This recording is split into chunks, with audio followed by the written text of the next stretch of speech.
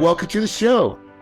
Thanks for having me. I'm excited to be here. Awesome. Well, I'm super excited about this episode because it's been a while since we've had someone that's going to talk about what you're going to talk about, that topic, which is we're going to talk about hotel conversions here in a minute and how that's really a kind of a neat little way to make some money. But before we get into that, though, I would love for you to tell the audience a little bit more about you and who you are and kind of your background. Yeah, so real quick, my background, I'm a mom of 3 kids. I've been married to my college sweetheart for about 18 years. So that's me personally, and grew up as a daughter of an entrepreneur contractor and started my own business after college when I was 25, washing people's dirty diapers. So that was kind of my start into entrepreneurialism. And then at 27, this is terrible timing, but about 3 months before our first son was going to be born, my husband and I decided that I would quit my W-2 and focus on my business full time. And when I did that, it exploded.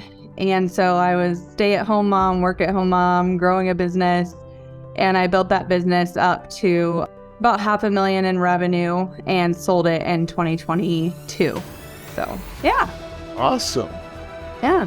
That's not, so, and this is what I love. I love when I have family people on the show that I'm married for a long time. Like, you don't see that very often. So congratulations on that. Thank you. Well, it's all marriage is work. Marriage is work. It doesn't have to be hard work though, but it can be.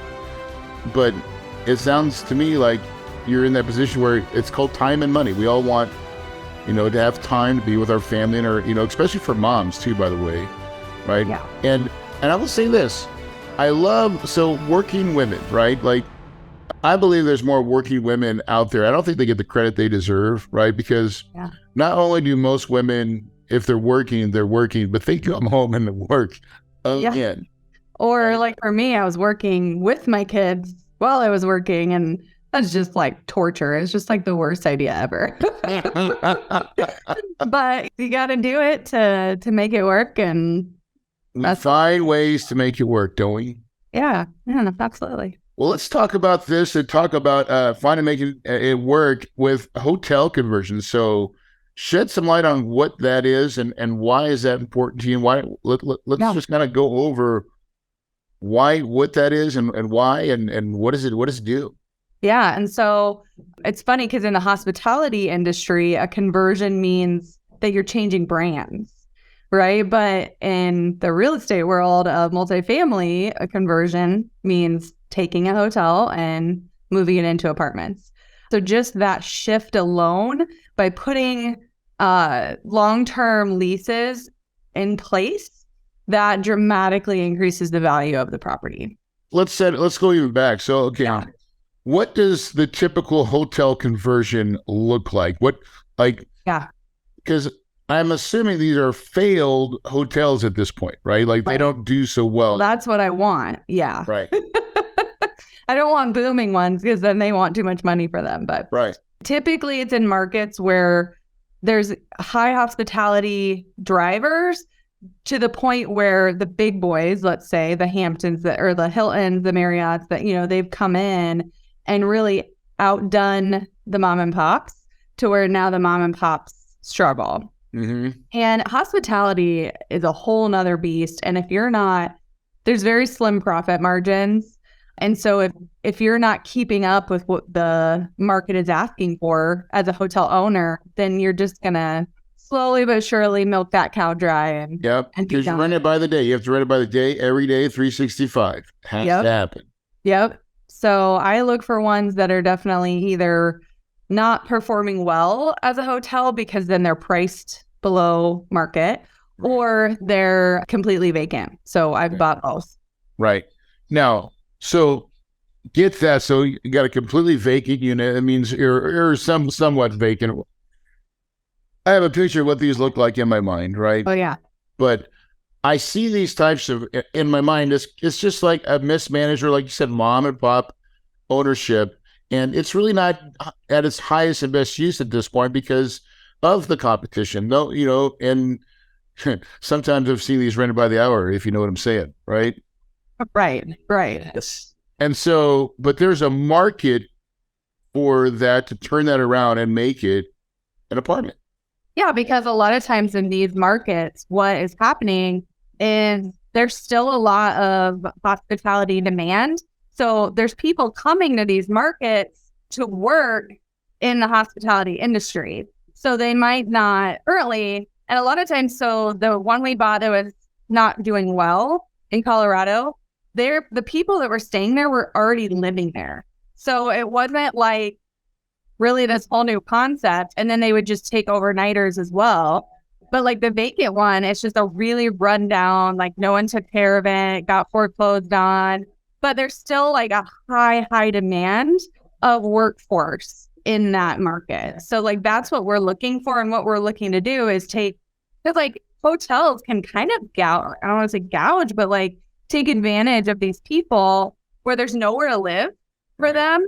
Right. And they'll charge them weekly rates of like $800 a week, or even if it's $500 a week.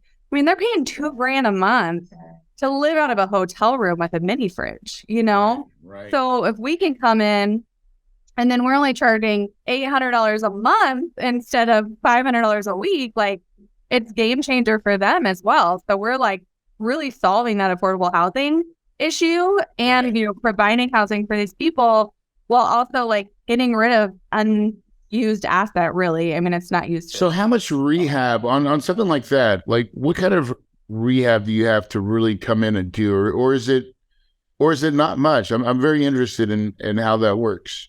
Oh, it's a lot. Yeah. So our first one, I would say would be the most minimal we'll ever be able to do, because we didn't have to do sprinklers on the entire property. So that saved us thousands per unit. So we ended up being able to put kitchens in, update the electrical. And by kitchens, I mean like full-size fridge, microwave, and a hot plate. And then like a little convection oven that's like countertop. Right. So it's like a kitchenette, full kitchenette, furnished them, which was nice because it was already a hotel. So like a lot of that we got to repurpose, and then remodeled, all new paint, all new flooring, all that for $12,500 a unit, which is really, really affordable. Now our one that's vacant, we're going to be putting about $50,000 a unit into that one. Okay. But we got it for $10,000 a unit. So when you add it all together, we're still in pretty low. Right. So, and so it is labor intensive to make the conversion, but it's all based on the buy, right? Yeah. If you buy the building right, and if you're buying it, you know, vacant because at that point they're kind of just whatever you can give us is probably good. Because now, are you buying these bank owned or are they? So both. So the first one we bought from an existing owner. It was just a mom and pop hotel. It was at about 30% occupancy, maybe 50% on a good month. And then the second one was bank owned. So we bought it direct. Yeah. And the mom and pop, had they owned it for a pretty long time or? Not really. I want to say they'd only owned it for 5 to 10 years. Okay. But even 5 to 10. So they bought it as, hey, this might be something we could do. And then they realized like, oh, this a lot of work. He was a special case. He actually decided he was going to be a pastor. And so he moved out of state and went to pastoral college and all that. Wow. So he was just ready to go, right? He was like, he was done of it. I want to get out and be done. Yeah. Yep. Oh, wow. And so when you run the numbers on this really just becomes a math formula too then, right? So you just say, okay, well, how much is our rehab? How much does it all deal? What does all the financing look like? When you roll that down to, you know, the one price, $60,000 a door. Yeah. What and your typical rents is how much a month? They're lower. I mean, yeah, anywhere from $700 to $1,200. Well, that's awesome. Depending on the unit. Right. So, but these are in the Midwest too. Rents just are cheaper. Right. You know? No, I get it. But it still makes a nice little business model. How quickly can you fill those from vacant? And how much runway do you have to, how long does it take to do a project like that?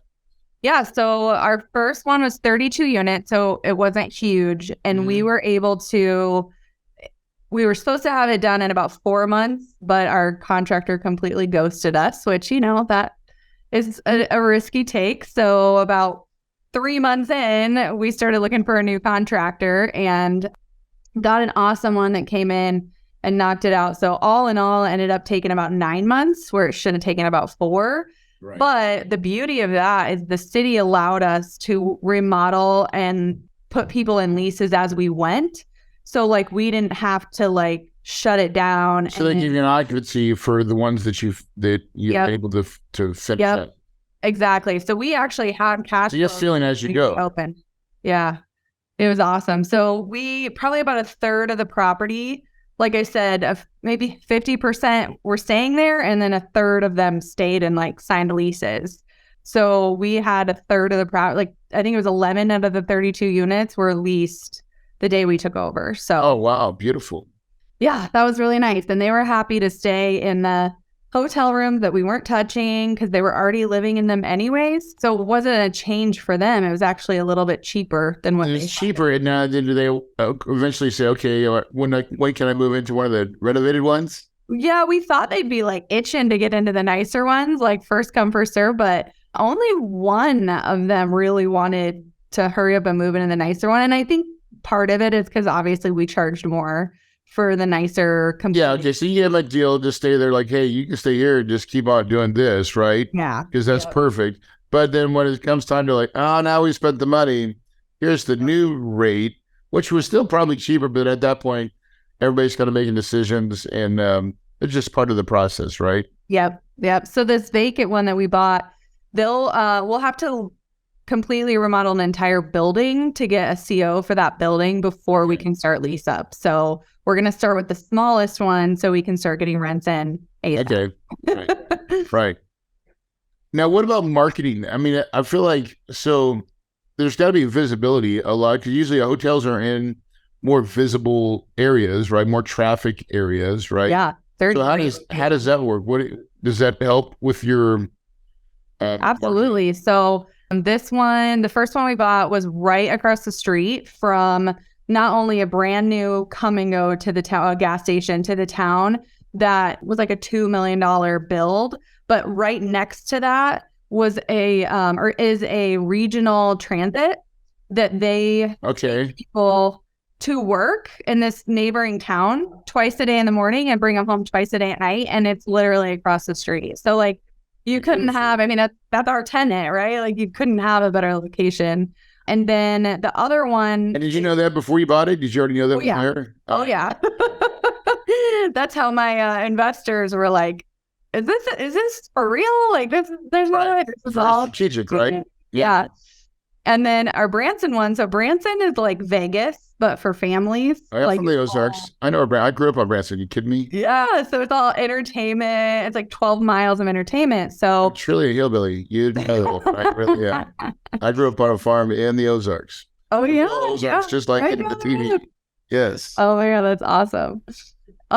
So our property Beverly Hills, smack dab in the center of the strip of Branson. Oh yeah. So you like literally, and right behind it is this huge Tanger Outlet shopping center. Oh yeah, I know where that's at. Red Roofs. It's our tenant, right? As those retail workers, the restaurant workers, like everyone that lives there, and they can walk, like they don't even have to own a car, and that's also our tenant. So great location.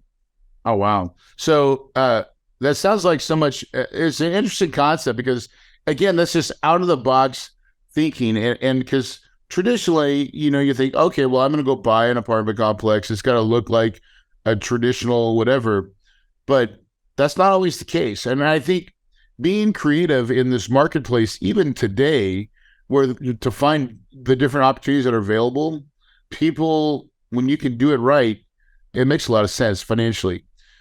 I want to talk to you also about so when these deals came around, how did you finance them? And then how did you raise money? So let's talk about those two pieces. Yeah. So our first one, it's a pretty small community. And so we just talked to the first local bank. We're like, let's find a local bank, kind of see what they say about it. And they were like, we want to give you our money. Like they were like, we need housing so bad. Like please do this, bring it in. Like they just were like banging us to do it. And so they held our hand and walked us through making sure that we had everything we needed in order for them to fund us. And it was a 25% down construction loan with a 2-year interest only period. So that's typically what we're looking for with these in order to have a nice timeline. Because it is a big deal. So it is a construction type of loan in the beginning, right? It is. Yep. Yeah. Yep. And so it is harder to get those than it is harder to qualify, right? Yeah, because you're still there's, especially when you're buying a vacant building. Yeah. Right. Yeah. So it's more of a comparable to like a development where, you're working with the bank and they're looking at it more like a development than they are like a purchase. Correct. So they're working hand in hand. We do the whole bank draws and everything during construction, and it's a whole process. And then same thing with our next one. We tried to find a local bank down there who would work with us, and we just were hitting walls. And so we started talking to some local banks where we live, which is in Omaha, Nebraska. And we're like, would you do something in Missouri? And we ended up finding a local bank here that was willing to do a construction loan for us for that property. Right? Leverage relationships. Now, I'm assuming that those construction loans and those types of loans, usually with banks, there's some recourse in them, right? They're 100% recourse. Yep. So that is the downfall. But it's not so bad. I mean, you just got to understand the risk of what that really means, right? Yep. But, I mean, sometimes a regional bank or local bank has a lot more flexibility if things ever go south, believe it or not, than like your corporate Wall Street sharks that I have to deal with sometimes. Yeah. I'm like, everything's a lawyer in New York, you're like, right. Bless me, can we just figure it out, right? Yeah. And then what about how did you raise money? So for our first one, when we talked with the bank, because we didn't have enough cash for the 25% down. So that was like, we were planning on trying to get a property all by ourselves. And so we weren't really intending on raising capital. That wasn't a goal. But when we went there and we looked at the property we thought we wanted to buy, and then we found this one while we were there, we're like, no, we want this one. And it was like twice as much. So the bank had told us, basically, we didn't need 25% down cash. We needed 25% down cash or collateral. And so in the back of my mind, I'm like, okay, between our personal home and what we have in equity, our cash, and then like our parents, like their equity they have in their home, like I think we can make this happen, So that was what gave me the confidence to continue to pursue it and like underwrite it and do all the things. Well, ended up being that I talked to a few associates, colleagues, and they're like, well, yeah, I'll take a look at it. Showed them the numbers. And then I had networked with a few multifamily guys, and we had, built a relationship. And I was like, hey, will you look at this? What am I missing? Like, the numbers seem too good. What am I missing? Because I don't want to screw this up, And one of them was actually a coach for an underwriting program. And so he took a look at it and he's like, you're not missing anything. And I'm like, are you sure? Because it's just and so they ended up investing with me, 3 of them, because they were like, these numbers are insane. So yeah. Beautiful. And how did that feel? Unbelievable for my first, for not even wanting to raise money to just having 5 people be like, yeah, we'll give you $50,000. And I'm like, oh, okay. And then we put our own money in it as well, obviously. Right. And so then when this Branson one came along, I worked with a local friend here who we've been trying to partner on something for about a year. And so I was like, okay, I think I got one we can partner on. And him and I just started reaching out to all the active investors we're friends with and everything in town. And we ended up only needing, I think, 11 investors to knock down that entire property. So it just, when the numbers are like. So you doubled almost probably the amount of money that you raised in the second one, right? Oh, yeah. Yeah. The second one, we raised $3 million. Okay. Awesome. From 250 up to 3 million. Right? Yeah. Isn't it funny how it snowballs now? And the key piece of that is that you found a partner, right? So yeah. That's the power of networking, right? Absolutely. Finding other people that you can align like, because you found these opportunities, and everybody's looking for opportunities. especially when you get out into this multifamily world. So one of the best things you can do is get into groups, go to the different events out there, and then really pay attention and network with people and follow up, and you'll be amazed what happens because yeah, it's awesome. Like, it's so fun. And like, we just went to the best ever conference, and everyone there, like, what I love about this industry is everyone is so collaborative. Like, there's not this air of competition. Yeah. You know, it's truly this air of collaboration and sharing and gathering and cheering each other on. And it's just so different than the retail world, right? So it's just so refreshing to come from retail to a full-time real estate and have a completely different experience. And how does that feel for you now, like at home, just the whole change in what you're doing now versus what you were doing? So it's interesting because by the time I had sold my retail store, I was pretty absentee in it. And I had been traveling like randomly for different consulting opportunities to consult other business owners. Yep. So I was like really loving that. And that was kind of what drove me to say, I think I should get rid of my store because I'm more passionate about helping other people, and I'm really loving real estate, and like, I'm really never at my store. My crew can take care of it. So I'll just offload the headache of what it is. And really the deciding factor was my store manager got pregnant, and she's like, I'm going to leave after I have my baby. And I'm like, oh, right. I don't want to go back. Right. Yeah. And I don't want to find somebody. And I found it. My first franchisee, actually, I was going to franchise the store. And my first franchisee, I called her up. I'm like, do you want to just buy my corporate location instead of opening a franchise? And she's like, yes. So it worked out really well. Yeah, it was great. Awesome. And I love this, though. I mean, I'm where I'm supposed to be. So what does the future look for Andrea?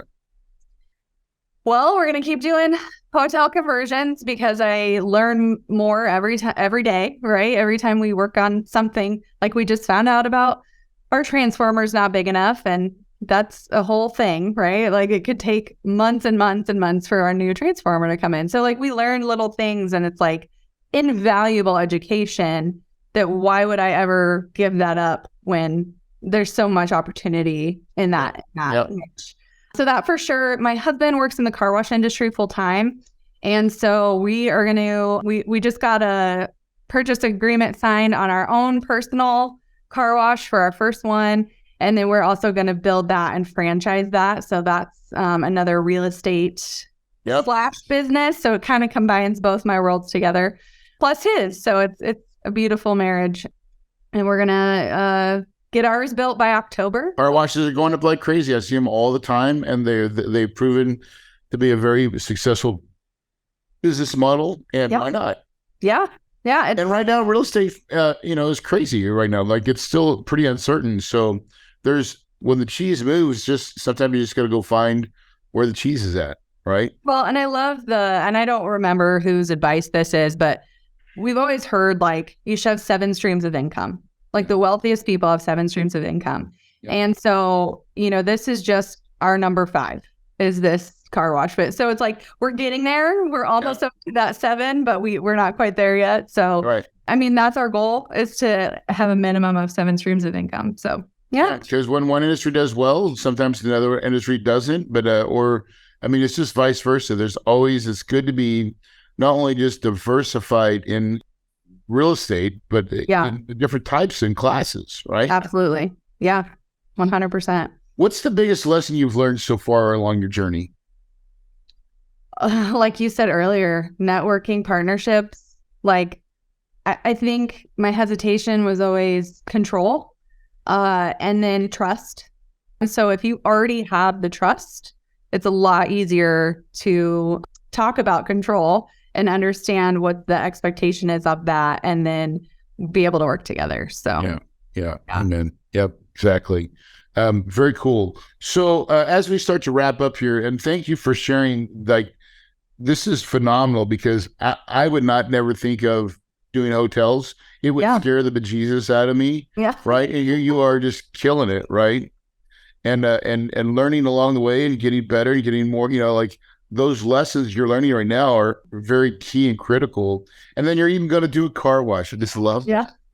right? Well, it's funny. My dad, he was a custom home builder. And so my husband and I have always been like, we will never build a house. Like, we're just not new house people, right? We love like old houses and rehabbing them and whatever. And then here we are like developing like giant projects.